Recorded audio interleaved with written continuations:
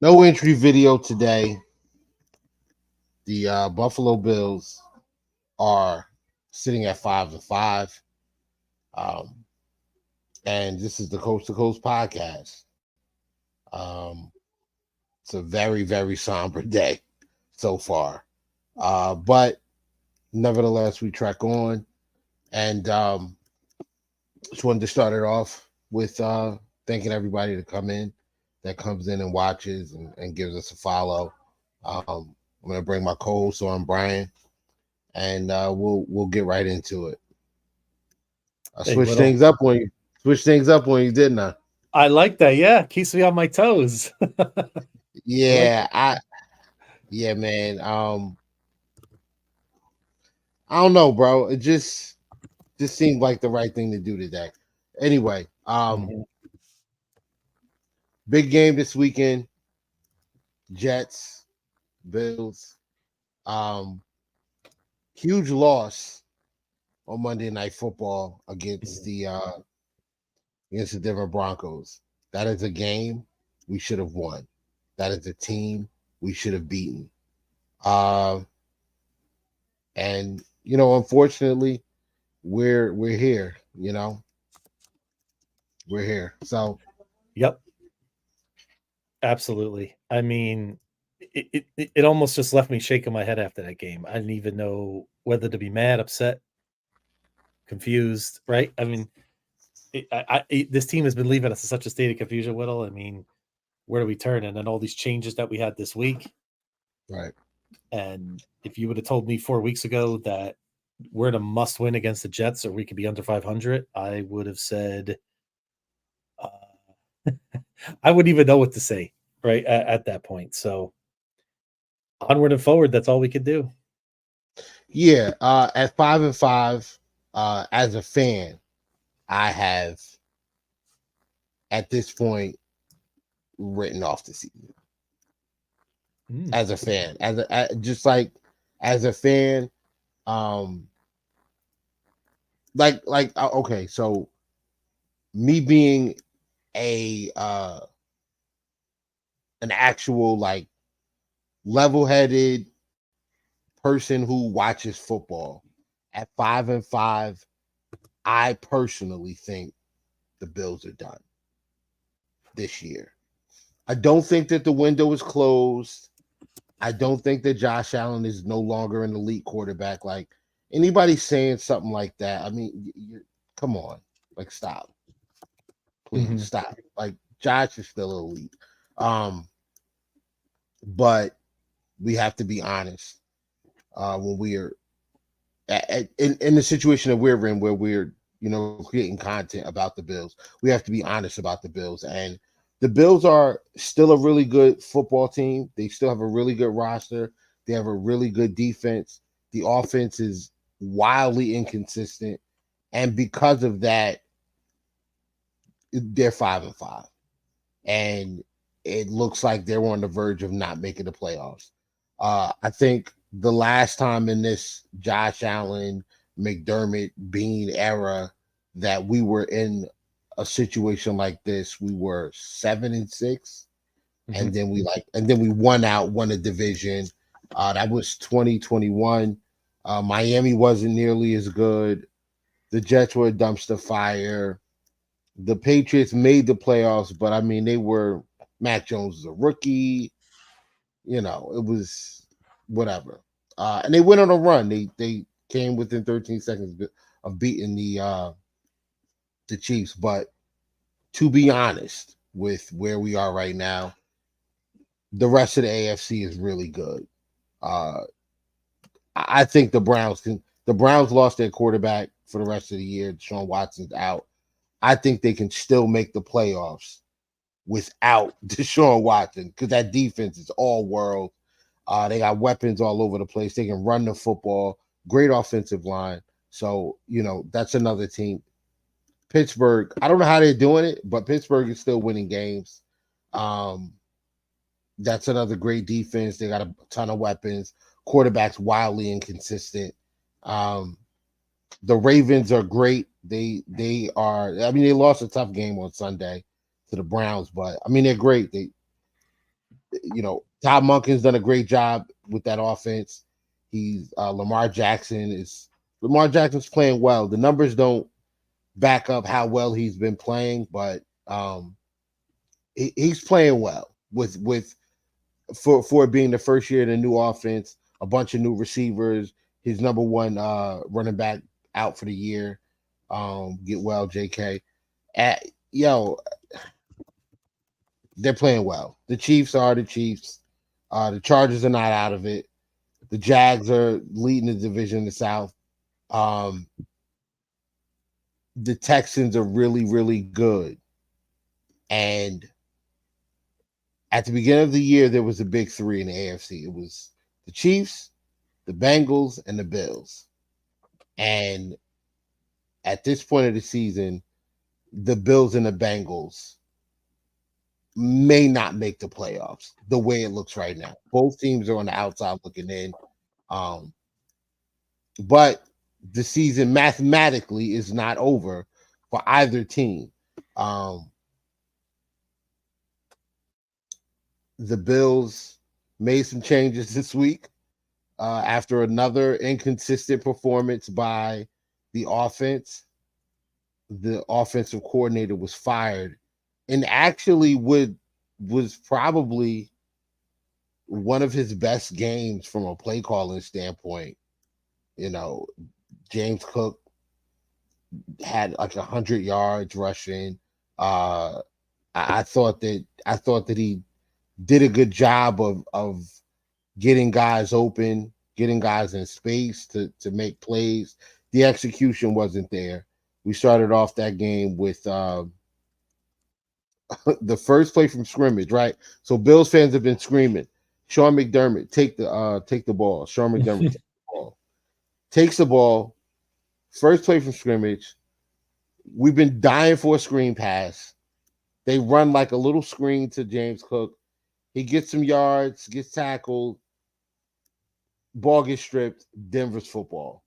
First play from scrimmage. First play from scrimmage. So and then from there was just bad decision by Josh. No, actually, no. I'm sorry. Let me change that. Gabe Davis dropped the ball and it went through his hands and into the arms of a defender. Interception. Josh makes a horrible decision. Interception right before halftime. Um, and despite all that, like in the second half, they come out, they score. The defense is still playing well. Um, we have a 1 point lead with Denver in field goal range. Sean McDermott he's done an excellent job with the defense so far this year. Excellent job. Despite the injuries and all of that, the team is still defensively, the team is still played well. I'm going to say I would blame the Patriots game on the defense. That's really it. Like I think the defense played well in every other game. And we get to a point where they got to rush on the field to get a field goal, right? McDermott burns his last 2 timeouts to force them to kneel the football, run to the sideline, get the field goal unit out there. The Broncos have to make a rushed field goal attempt. And everything works. And the Broncos get out there. They get the kickoff. It's wide right. Buffalo Bills, hello, wide right, right? And a flag is thrown. 12 men on the field for the defense.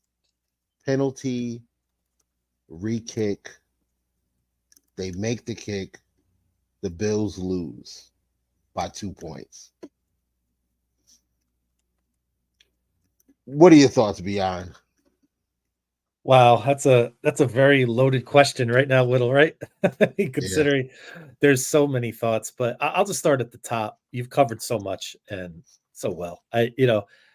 This is uncharted waters for this regime, right? We've been, 2017, we made the playoffs, we know that. And then we went we drafted Josh, and it's been going up and up and up, right? We've been on this nice trajectory. Okay, last year was a little bit of a disappointment. We had all the circumstances last year, but we've never been in a situation now where, five really subpar games in a row. I mean, they haven't played like this since before 2017, right?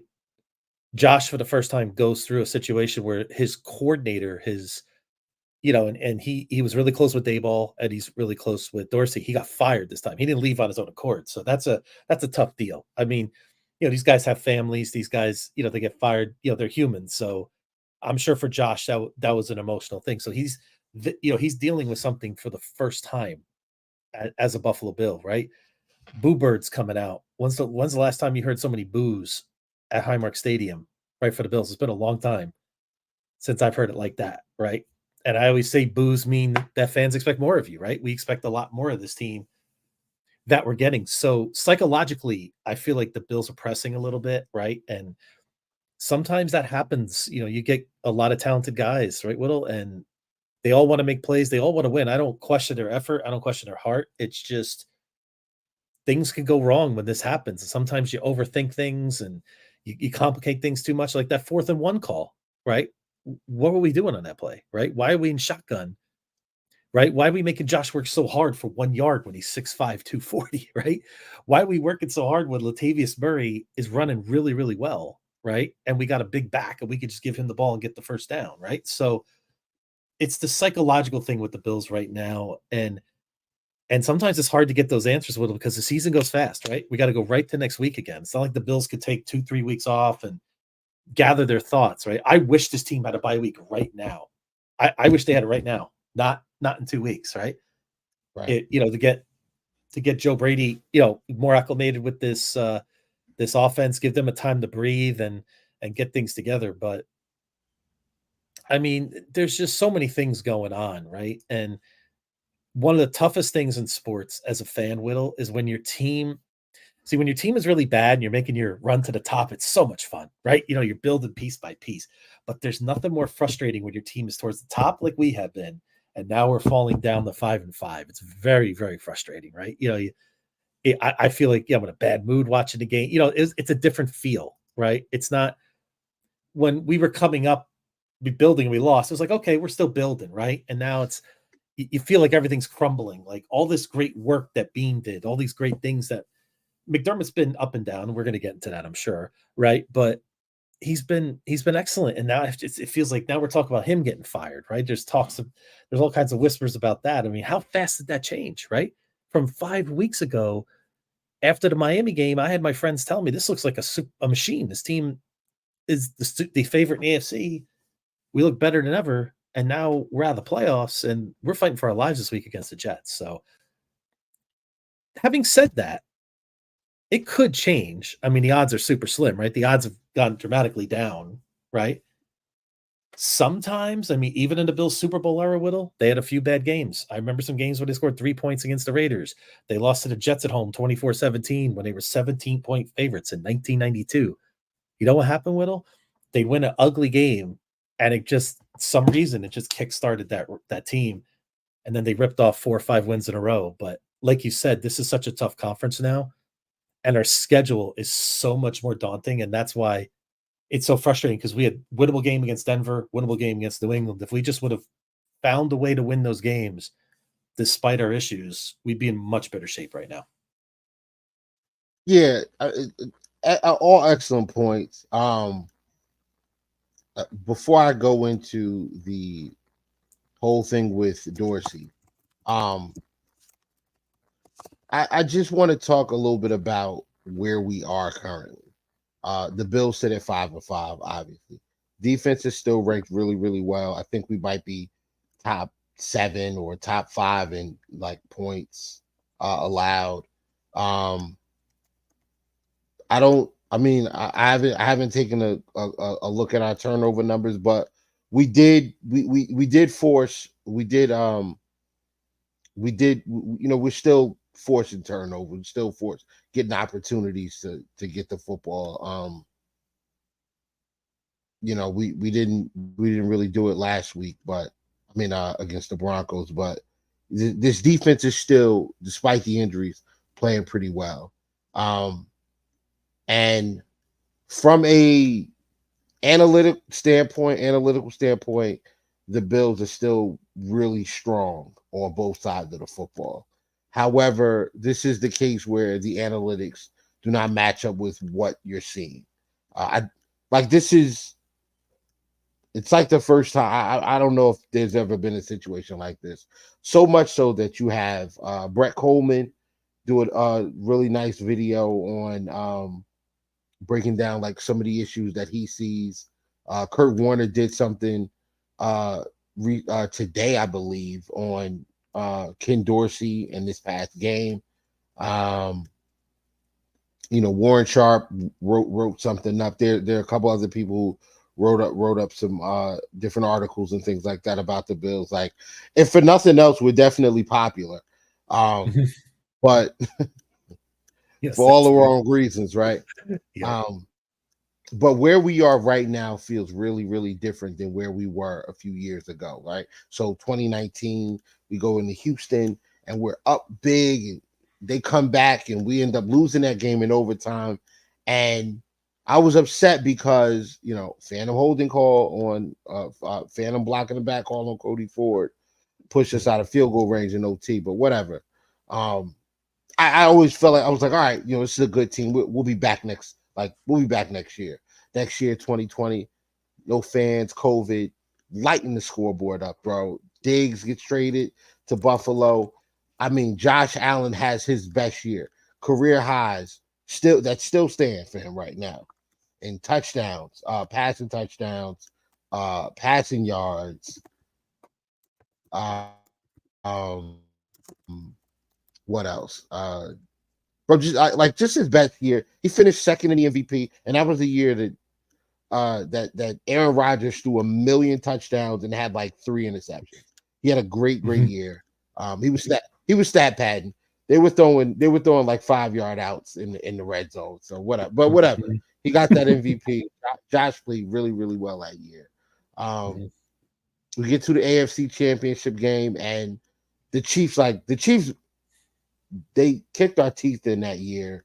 They ran for like 250 yards, and then in the playoffs, like they just were the better team, and Mhm. we realized that. We're good, but these guys are championship level, right? So the following year, 2021, we come back out there, we play the Chiefs, beat the crap out the Chiefs. Man, I think it was like 38-20. Run through the like we run through the first like 6 or 7 games of the season, and we look good, and then a couple injuries, some poor execution. Josh is not careful with the football, and we ended up going through a little rut in the middle of the season. Going to Tampa Bay, team is kind of reeling. We're 7-5. We go into Tampa Bay and we're thinking like, all right, look, we never beat Brady when he was in Tampa when he was in New England, but we got a chance now, right? Because we got a Mhm. good team. This Buffalo team's really good, and that team's really good too. But we're better. I think we're better, and they just come off of well, I think that was the year they won the Super Bowl, right? I think that's That the year that they is, yes. beat Yep. Kansas City the year prior, right? So we Mhm. said, all right, cool. Like, it's a really good team, but we'll go in there. We're gonna give them the business. We go out there for the first half and get shellacked. I mean, it was ugly. We were down. What were we down? 24, 20. I think we were down like 24 going into I halftime. think it was 24-3. I think we had a Yeah, field goal. Yeah, if I remember correctly. 3, right? Down 3 scores going to halftime, and it's like, bro, this season's done. Like, this team is not good. I mean, it's not as good as we thought it was. Josh is inconsistent. The offense is inconsistent. We have no identity. If we can't throw the football, we can't do anything. Um, and next thing you know, they come out in the second half and they just start lighting the scoreboard up. Josh is like Josh turns into the winter soldier. I mean, touchdown after touchdown after touchdown. Tie game, overtime, we end up losing. Dane Jackson uh he'll probably never see this, so I'll just say it. Dane Jackson screwed up. He was supposed to pass his route off to Tremaine, and he was supposed to take the drag that that geez, what's this guy's name? Bashard Perriman was running. He was supposed to take that drag. He didn't take the drag. Tremaine's trying to trace a 4-3 guy, and you know who wins that battle, right? Mm-hmm. Not the linebacker. Not So the linebacker. Yep. yeah, they give it to Perriman. Perriman shoots up the sideline. Game over. Mm-hmm. 7-6. Right. They run through the next four teams. They not run through them, but they won the next four games, get into the playoffs, and face the Patriots, annihilate the Patriots, and then you have one of the greatest games you've ever seen against the Chiefs, where we lose in 13 seconds. A real issue with McDermott and the coaching staff's management of the end of the game. Sweetheart, can I get some water, please? Thank you. Sorry about that. That's okay. Yeah. 2022, Dayball's gone. Ken Dorsey comes in. A lot of continuity talk. This offense, we were right there. We signed. We were right there, man. We just could not get to Mahomes, and we got to get to Mahomes to get him on the ground. So we go out and sign Von Miller, right? Von Miller, Super Bowl champ, bro. Just had a great postseason. And next thing you know, we signed Von Miller. We're the favorites. Like everybody said, all right, this is the year for the Bills. 2022, year one of y'all got to win the Super Bowl this year because you're right there. 2022, year one, you got to win the Super Bowl. All the pieces in place. Start off smoking, right? I think we were 6-1 or something like that. Yep. Going into what were we 5-1 going into the bye week? Mm-hmm. Offense was clicking. We annihilated the Steelers. I think we beat the we lost to the Dolphins, but we annihilated them in the stat all over the stat sheet, right? Yeah, we did. Yep. Joshing over 400 yards that game, if I remember correctly. Yeah, like it was crazy. It was crazy. We beat up the defending champs, the Rams, beat them up in their building, took over SoFi. It was great. Everything was looking great, man. Looking great. We go into the bye week. I'm thinking, all right, we come out the bye week. Now we really going to start rolling now. Are we going to go 15-1, 15-2? Mm-hmm. Like, what are we doing here? Mm-hmm. Green Bay first half, everything's fine. 17 points. I think it was like 17-3 or something crazy like that. And then the second half, the offense falls on its face. Josh is throwing picks. We can't sustain drives. Like the bottom fell out. And it continued throughout the season. Everything just became hard. Offensively, everything became hard. Defensively, things were still okay, but we suffered some injuries. Trey White was trying to come back from that ACL tear, and we end up losing Von Miller in the season in Detroit, and it just didn't seem like anything was getting easy for us. Mm-hmm. Go up against the Dolphins in the playoffs, and they nearly beat us because we had just terrible decisions. Josh throws the ball down the field. Mm-hmm. Yeah, sloppy game, bro. And we escaped that game with a win, and then we're home to bring, and the Bengals come in, and they blow the doors off of us. And that was you got. I mean, people who know who talk to me, they know I was off Dorsey after like right around like Green Bay, the Jets, like those games. I was like, something I'm watching on this doesn't look right. It just looks plain, like nothing. Like he's not scheming anything up easy for these guys. So I was already off the train with him. And then the Bengals defenders after the game said, We knew what they were gonna do. Um, it was easy to prepare for it because they're basic. Everything they do is basic. Like we knew what it was gonna be. So um fast forward to this season, Dorsey's still here. We start off against the Jets. Josh, horrible decisions in the Jets game. We end up losing that game in overtime. And then we run off like three straight, and we look like the best team in football. And then we go over to London, and here we go again. Some of the same questions, some of the same issues that we had that I saw in 2022. I'm seeing them again. Um, Everything's hard offensively.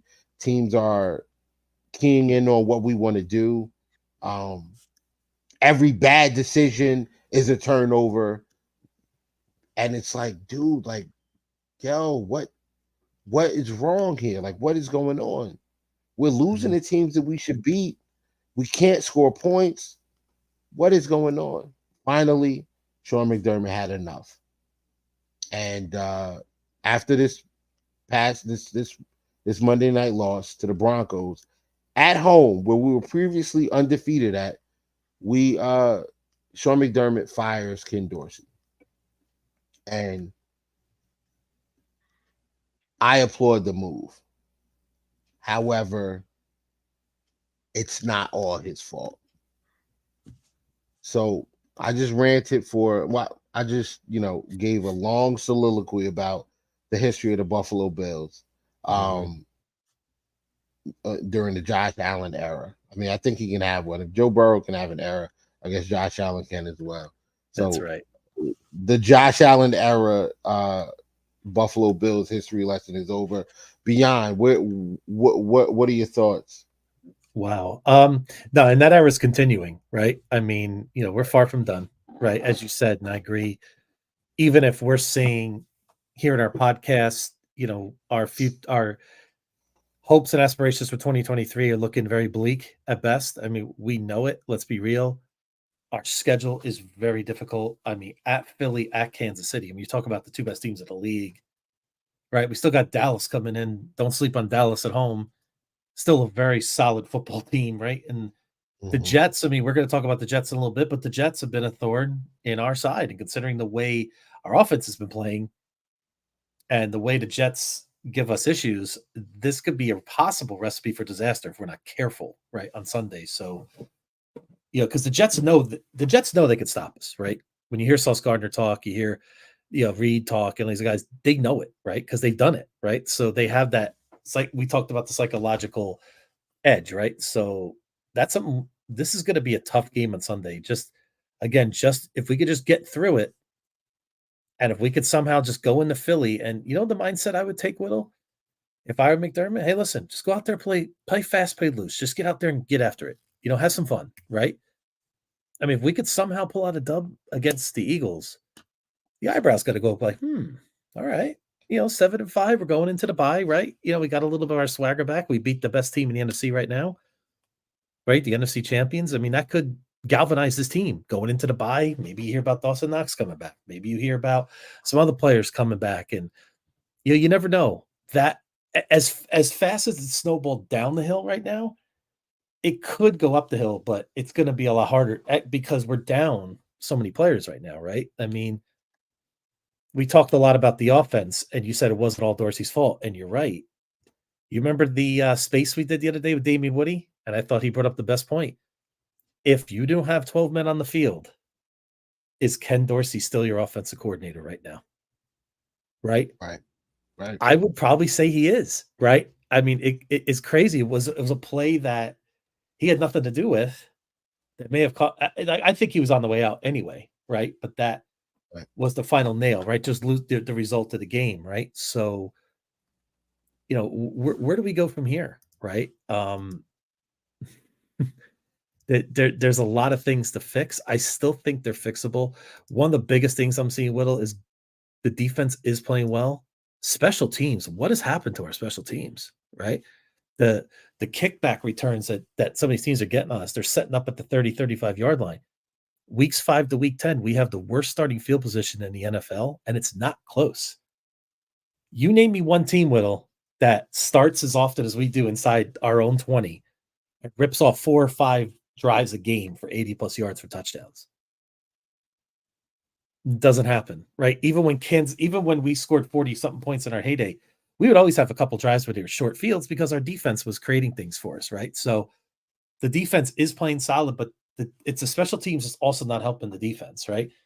So there's got to be some better efforts on there, either create turnovers or get stops earlier. Give that our offense a little shorter field, and I think we'll see better results.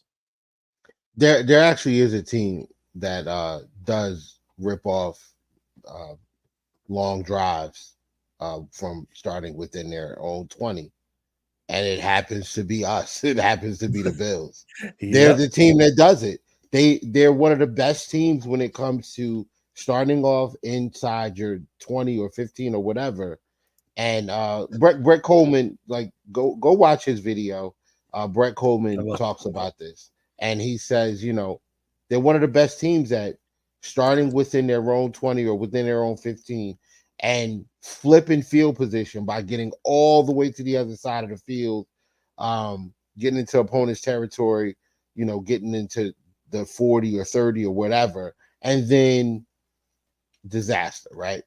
Penalties, turnovers, bad sacks, just different things that take us out of position to in these drives where people keep talking about the Buffalo's EPA is this and their DVOA is this, and EPA is expected points added and DVOA is defense adjusted over defense adjusted variation over, I don't know. I can't remember DVOA. Defense adjusted value over average. Yes, there you go. There we go. There you go. Defense adjusted value. I had to Google it, but yeah, I had some of the words, but anyway, EPA says that we should score a lot more points. The problem is we have great plays. We have a bunch of plays that add to our EPA. We just don't actually get the points. These points are expected; they're not actual. Over this stretch of games where we are 2-4, right? Mm-hmm. If you take 2 of our drives in each of those games and have them in field goals, the only game we lose, or the only game we're in danger of losing, is the Bengals game, because that would have pushed it to overtime. And who knows? They're at home, their offense can move, and who knows? Like they probably win that game anyway. But I say that to say this: Joe Brady coming in doesn't have to revolutionize the offense. He doesn't have to reinvent the wheel here. He just has to be smarter in what he calls and when he calls it, because the talent on the team will produce. When I say that Ken Dorsey is not the total problem, we got to talk about 17. 17 is turning the ball over, and it's literally killing us. Mm-hmm. I went ahead and I went back to the Bengals game and to the Broncos game, our last 2 games, and I just looked. I wanted to go and look at the interceptions, not the ones that they're not really his fault, or they're not like they're not like bad, like just like I wanted to go back and look at the ones that were really like, what the hell are you looking at, dude? And I clipped a couple of them. I'm gonna play them. Play one. We'll talk about it. Sounds good. Mm.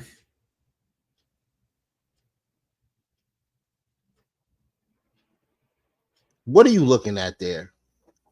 Because it's not open. Yeah. But what is open is the check down. Right? Mm-hmm. Let's get another angle. Right there. The check's open, bro. Mm-hmm. Cook's open. Cook is wide open. Doesn't take the check down. Let's keep going. His last three.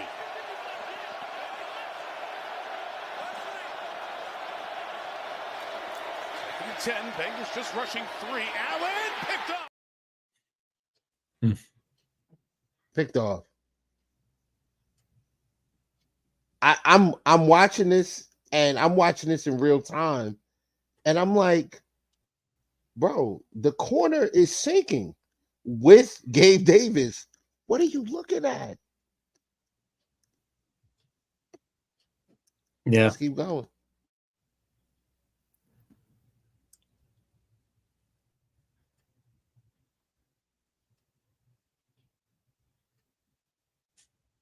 This was the Alex Singleton in it. Well, it ended up not being an interception, but it was really, really close to being an interception, right? You didn't really give it 1 close. foot in, if I remember. Yeah.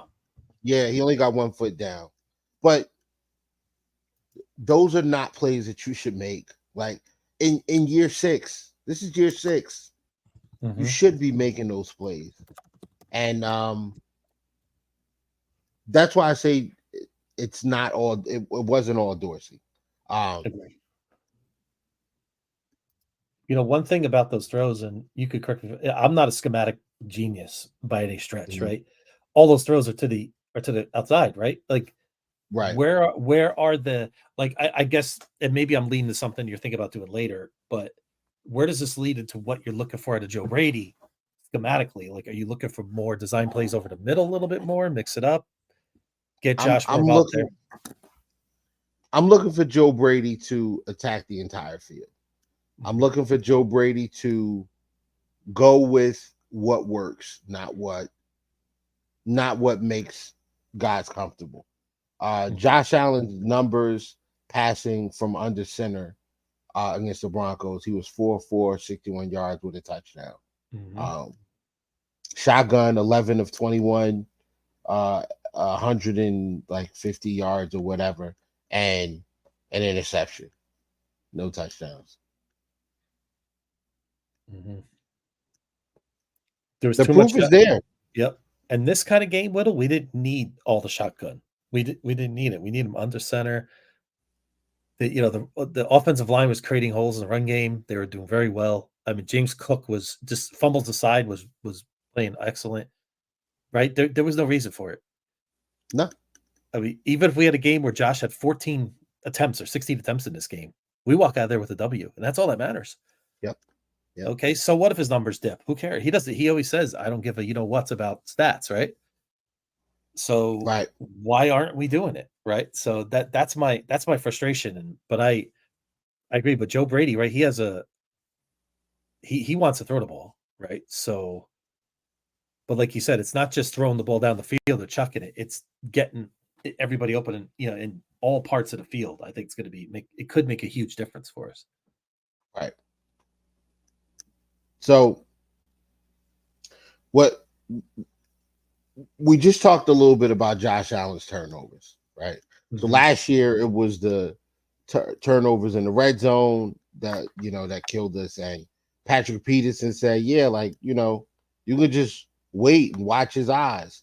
And, he's going to throw it to you. He's baiting him into throwing it. And Josh gave it to him. Gave it to Patrick Peterson exactly what he wanted. Took 2 away from him last year. We ended up losing that game, and that was a game that honestly we should have won. This year, the game against the Jets,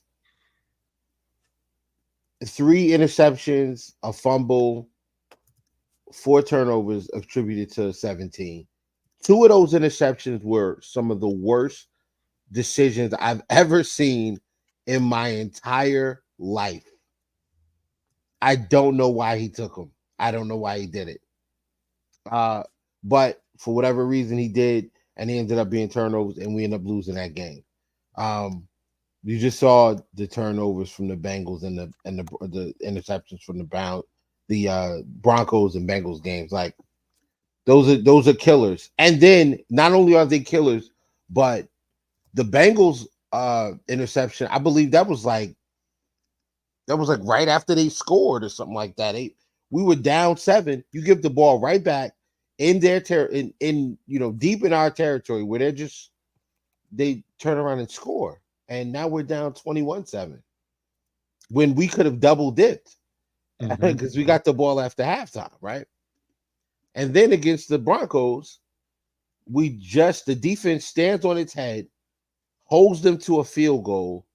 You give the ball right back to them with 45 seconds, and they have 2 timeouts. Now they go down and kick another field goal, and instead of being down 3, we're now down. What is it? We're down 6 at that point. What was it? At the half was 15-8. 12. 15, so we were down 7, right? So we were down 4, right? So we were down 4. Mm-hmm. You give up you turn the ball over there. They get a field goal. It's now we're down 7, and then after that, they get the ball at halftime. The opportunity to triple dip. Mm-hmm. It's not just it wasn't just Dorsey. It was definitely Josh had a lot to do with that. Mm-hmm. And now it's not just Josh. It wasn't just Dorsey. There is another person who needs to not have his job. And that, in my opinion, is Sean McDermott. Mm-hmm. I was on the phone with Lee Sean watching the part. We talk sometimes during the game, and we were on the phone at the end, like on the last drive, right? So we're looking, and McDermott's calling the timeouts, and he's like, "Yo, like, I can't believe that we're in this situation. Like, if they make this kick, like we gonna be 5-5." They rush out there, miss the kick, and then a flag on a play. 12 men on the field. At that point, like, to win a Super Bowl, right? Because this is our Super Bowl window, right? Mm-hmm. To win a Super Bowl, you have to be good. You got to be a really good team. You got to be very talented. You got to have good coaches. So we check both of those boxes. I think Sean McDermott's a good coach. Mm-hmm.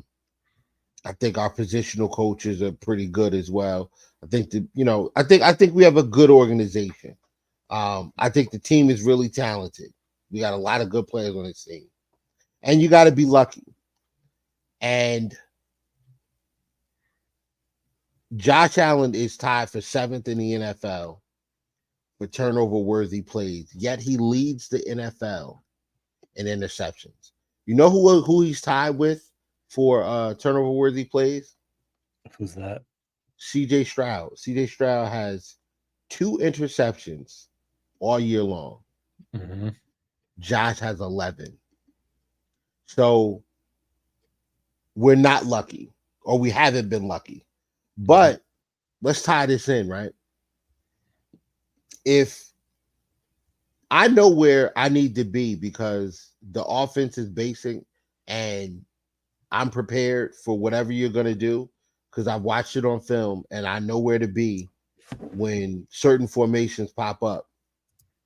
If there's an errant pass, a tip ball, a drop ball through somebody's hands, the defender is exactly where he needs to be to capitalize on that play. And that's what's happening. That's what's happened. So while the turnovers are bad decisions, a lot of them are bad decisions by Josh. Dorsey's not helping them. That hasn't helped them because the offense is so basic. Everybody knows how to prepare for it. They're in the right. These defenders are in the right spot every single time to make a play on the football. That's why there's so many turnovers and so little, and so many and so few turnover worthy plays. That's why. Mm-hmm. But another part of luck is you can't make mistakes. you gotta like eliminate a lot of you gotta eliminate mistakes. Like the things that you can control, you gotta eliminate the mistakes. And Sean McDermott allowing 12 men to get on the field eliminates the luck of them missing that first kick. The Broncos missing that first kick. So 13 seconds, you fail a squib kick it, right? Communication error. Okay. Defensively, I wasn't happy with what Leslie Frazier called. I wanted to give Sean another shot because, hey, if he gets the defense, the defense will play better. Great. And the defense has played better. But when you make mistakes like that, where you allow 12 men on the field in a game you need to win, right? The Broncos are probably like the Broncos and the Patriots are probably the worst. They were the worst opponents left on our schedule. We still got to play the Chiefs. We still got to play the Eagles on the road, both of those games. We got the Chargers on the road. We got the Cowboys at home. And then we got to go to Miami on the road. And we got to play the Jets. Yep. All tough teams. All of them. If any of these games at the end of our schedule was a gimme, it was this one. And Sean gave it away. Coach McDermott gave it away. Yep. He cannot get us to where we want to go. I don't believe it. Well, I don't believe it. But it's he's done an excellent. I mean, overall, if I had to give Sean McDermott a letter grade, what would you say? B plus since he started. I'm saying since 2017, right? He's done a really, really good job. He restored our credibility. He took us to a higher level of contention, right? But now that we have a quarterback in Josh Allen, those stakes go higher, right? Yeah. We're looking for I give him an A. Right. I give him an A. He's done an excellent job. The 8-14 in our last 22 and 1-score games, though, is that a reflection of coaching to you in a sense, or is that just one of those statistical anomalies that are hard to describe? Like you're right. Like there's so many things I do still like about McDermott, but I always have that but, right? That little thing in the back of my mind. Like, yeah, is he the guy in the biggest of spots when the chips are down, like that kind of game? I feel like McDermott fails more often than he succeeds in games like Monday night. And that's something that's why the Chiefs, they have hardware in their case and we don't, right? It could be as simple as that, right? So, and I guess another follow-up question is, what kind of coach would you look for next if we were going to go down that road? It's got to be an offensive-minded head coach. I think offensive, like that's the wave right now. So if you get one and he's good, you're set. You're set because the philosophy, the game plan, the play call, and the play design, none of that goes anywhere when you have an offensive head coach as your guy. None of it goes anywhere. Another question I had for you is, considering McDermott said it was his decision alone that he fired Ken Dorsey, is that a sign to you that Pagula has given McDermott the power to do it, so he may be back in 2024? Or do you know what I'm trying to say? Like, even if, let's say, the wheels come off, we finish, I don't know, 7-10, right? Just a terrible year. Like, do you feel that since he was able to make that decision, do you think that is a clue that we will keep him next year? Or do you think Pagula could still pivot and say, you know what, we got to make a change here and relieve McDermott of his duties? Outside of Sean McDermott committing a felony, I think he's solid. I think he's safe. I don't think he's safe after next year, though. I think he's safe. I think he's safe after this season, but next season could be his last if the team is not.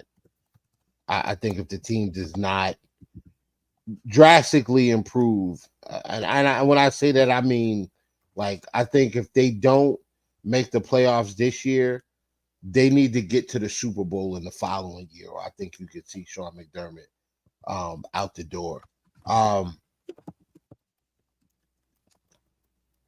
I'll say this.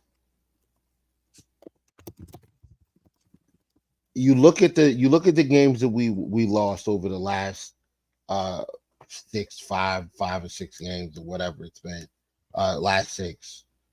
Um, like I said, two extra field goals, and we're having a different conversation about this team because we're looking at potentially a 9-1, 8-2 team fighting for the 1 seed, right? So if you want to, if for those that want to hold on to hope, that's where it is, right? So there are play calls that decisions that are made throughout a football game that sometimes blow my mind. 3rd and 2, why are we in the shotgun, Ken Dorsey? 4th and 2, you have no play design for a 4th down call. Like, just we're gonna run a spot concept and that's it. Like, okay, you always run spot concept out of trips, right? So they're waiting on it, and it didn't work. It didn't work. So things like that. If Brady can come in and clean up those things, right? If Brady can come in and say, "Hey, Josh, listen, I understand that you're not super comfortable with going under center. You prefer to look at the defense from shotgun where you can see a lot of stuff, and you don't like a lot of pre-snap motion because you don't want the picture to change on what the defense is doing." I don't care. You're getting paid 40-something million dollars to win football games. And this is what it's going to take, because the numbers show that when you're under center and we're running the football, we gain a full yard. And when you're throwing the ball from under center, you're really good. Your numbers are really good. Play action from under center is really good for this team. Let's do more of that because it's really good for the team. And that takes me to my next point about 17.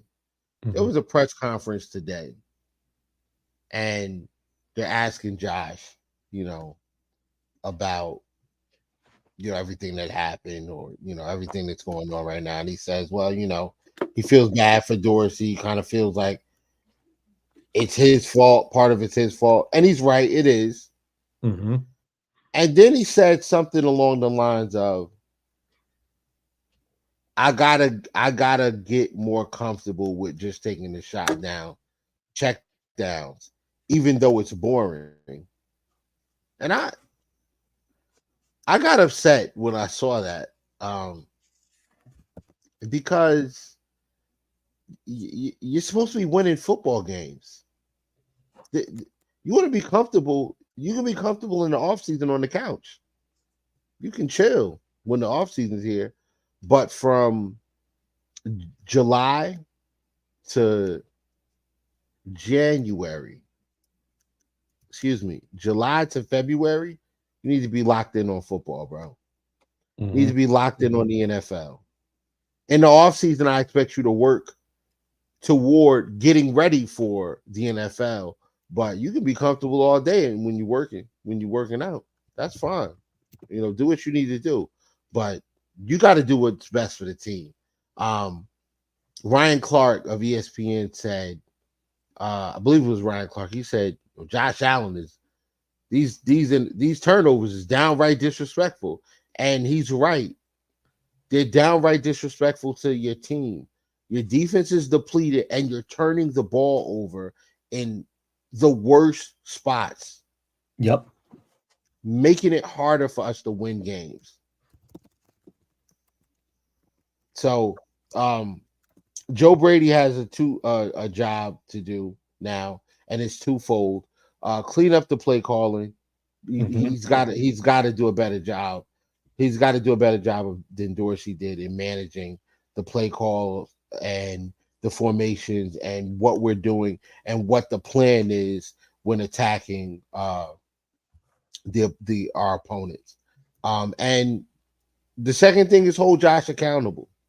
Make sure every time Josh makes a bad decision, you go and talk to him about it. Real time, be on the sideline and tell him, dude, you are killing us right now. Mm-hmm. We can't win games if you're going to continue to do this.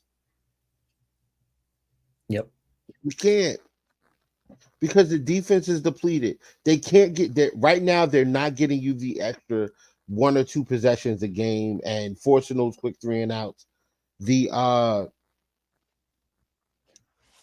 time of possession and the amount of drives that we're going to get the offense on the field is less because the defense is so banged up, right? Mm-hmm. So for those that hold out hope, this is the test. You have one of the defensive units in the NFL from a coaching standpoint all the way down to the players.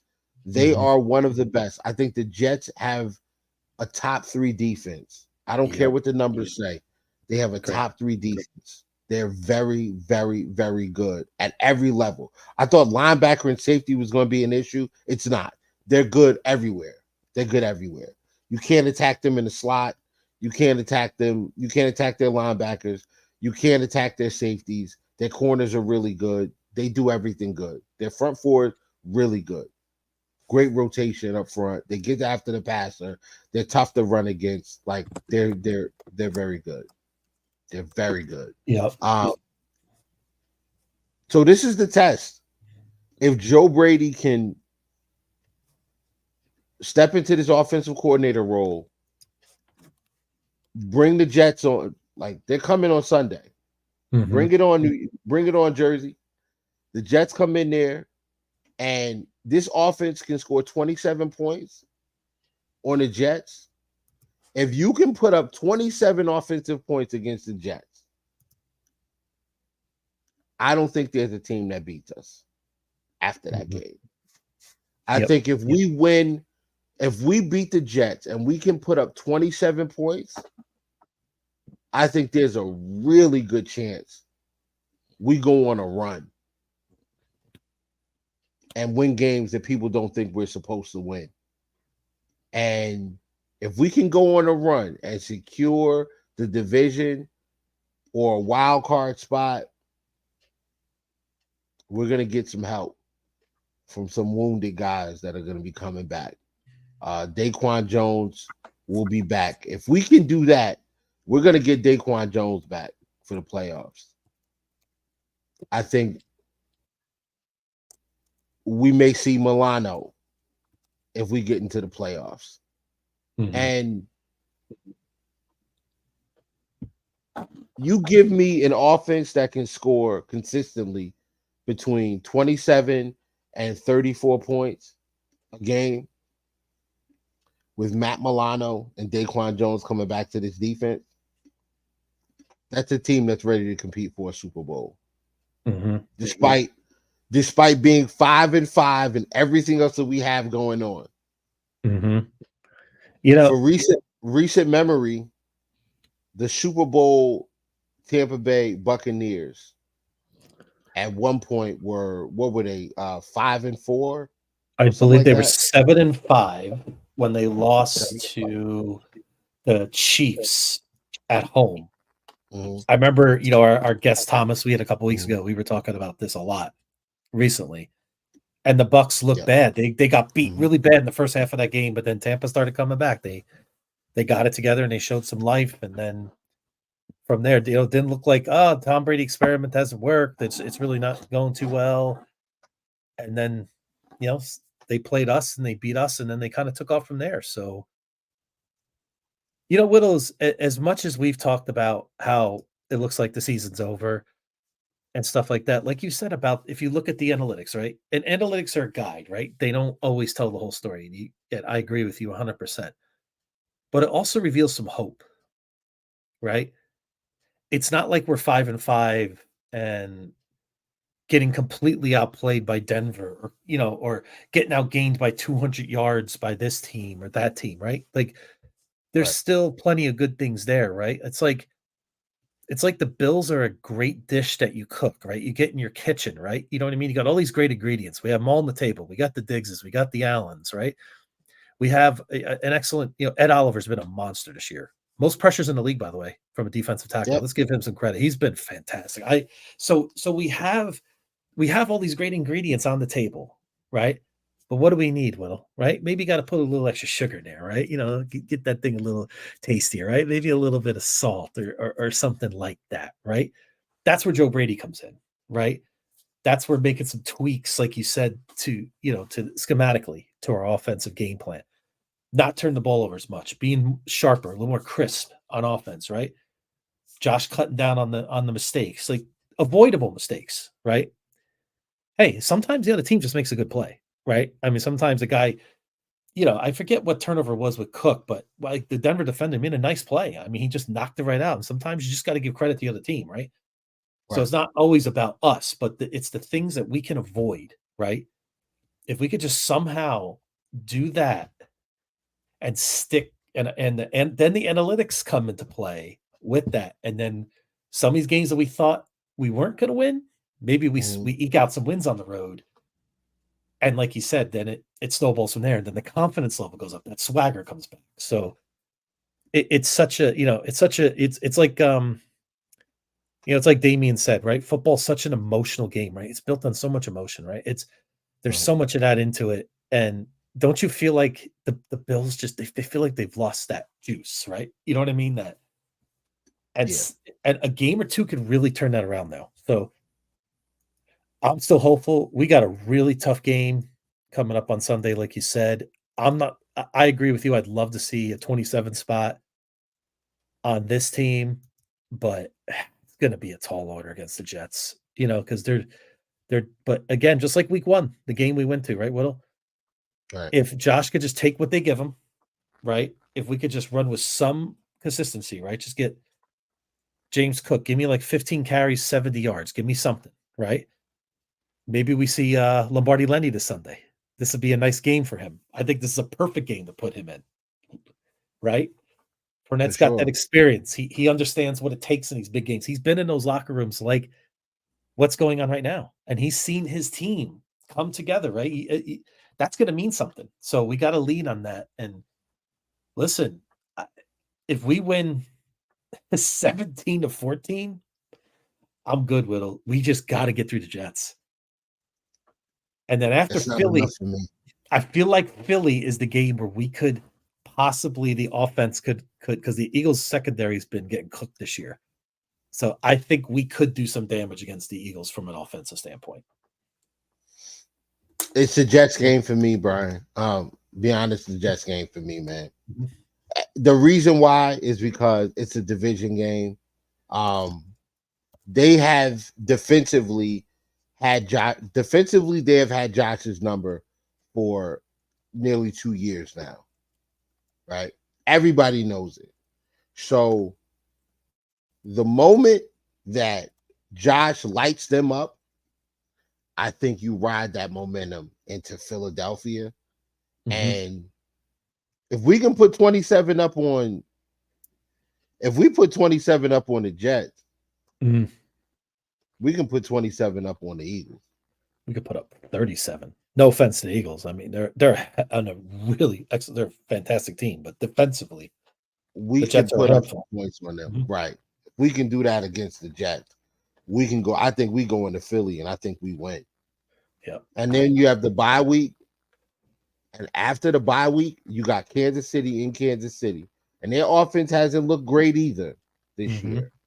But they've managed to win games because that defense is playing out of this world. But again, if you can put 27 on the Jets, you can go into Arrowhead with the Winter Soldier and win that game. Mm-hmm. Now you cooking.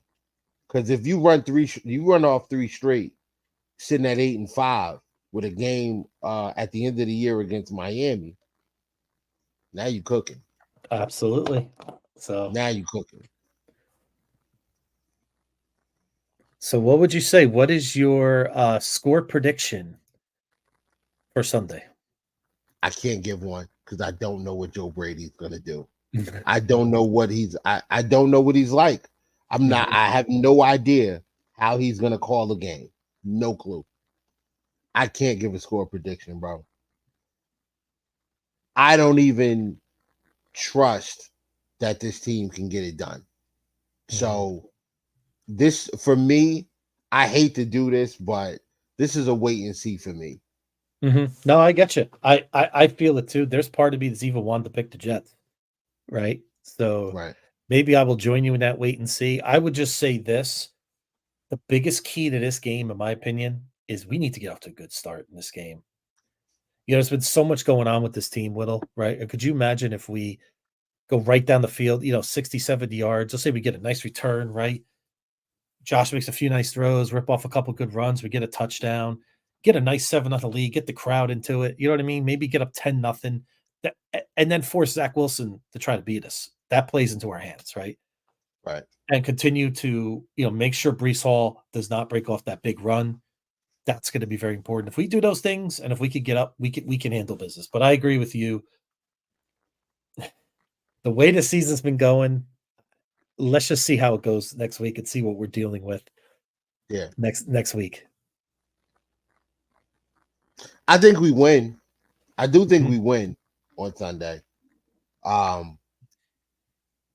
But I gotta see how it goes. Yeah, that's what I got, man. You got anything left for the people? Because today was the first day that we've I just want to give some shout outs real quick to Buffalo Vet in the chat. You've been great, Raul, and of course our frequent flyers, Pat, the Bill, and Donna and Johnny Case Fishing. I'm just naming some names here. Our buddy June didn't show up today. I was looking forward to it, but I figured this would be the week. But but everybody in the group chat, you keep it lively. I really appreciate it. James as well stopped on by. And Tommy. So it was great to see y'all. So continue keeping those comments coming, and we appreciate all of you that listen to us on Coast to Coast.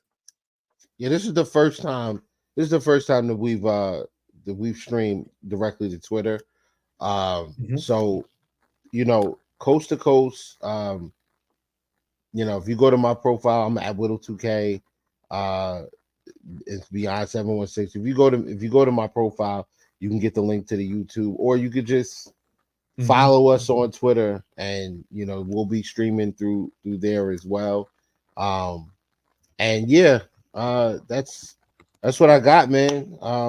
Yep. And to everybody out there, if you're not here with us next week, happy Thanksgiving. It's going to be a short week next week. Yep. Whittle, thankful for your friendship and to do this podcast with you. It's an honor. Always, brother. Always. Thank you all for watching. Thank you all for tuning in. Next Wednesday, 9 to 10. We went a little bit over. Sorry. But we always do. Yeah, tap in with us, man. Like we're gonna keep this going throughout the rest of the season. And subscribe. Even if you're gonna watch us on Twitter, please go to YouTube, subscribe, like, and follow. So when we put other content out here, you'll be able to check it out. We do have some other things coming. Beyond and I are going to talk about that very, very shortly. And we'll go from there. But thank you all for tuning in. And like we end off every week, man, go Bills. Go Bills.